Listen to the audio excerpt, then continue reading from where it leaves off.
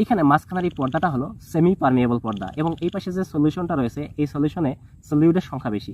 এই পাশে যে সলিউশন রয়েছে এই সলিউশনে সলিউডের সংখ্যা কম, যার ফলে এই সলিউশনের ঘনত্ব কম, এই সলিউশনের ঘনত্ব বেশি।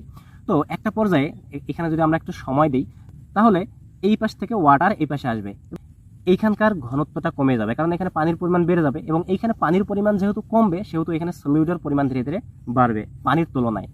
তো এই পানির যে এই মুভমেন্টটা কিন্তু আমাদের শরীরেও হয়, এবং আমি আমাদের শরীরে কোনটা জিনিসের সাথে কম্পেয়ার করছিলাম, বডি ফ্লুইডের সাথে স্যালাইনের, ঠিক এরকম। তো আমাদের স্যালাইনটা যদি আমাদের এরকম ঘনত্ব কম হয়, তখন স্যালাইন থেকে পানি আমাদের বডি ফ্লুইডে যায়, আর আমাদের স্যালাইনের ঘনত্বটা যদি বেশি হয়, এটা যদি বডি ফ্লুইড হয়, সেক্ষেত্রে স্যালাইন আর বডি ফ্লুইড থেকে পানি বিয়োজন করবে, পানি নিয়ে দুই পাশের ঘনত্বটা সমান করার চেষ্টা করবে। অর্থাৎ পানির পরিমাণ কমলে দ্রব্যের পরিমাণ বাড়বে, পানির পরিমাণ বাড়লে দ্রব্যের পরিমাণ কমবে, এভাবে ঘনত্বটা এখানে ব্যালেন্স হয়।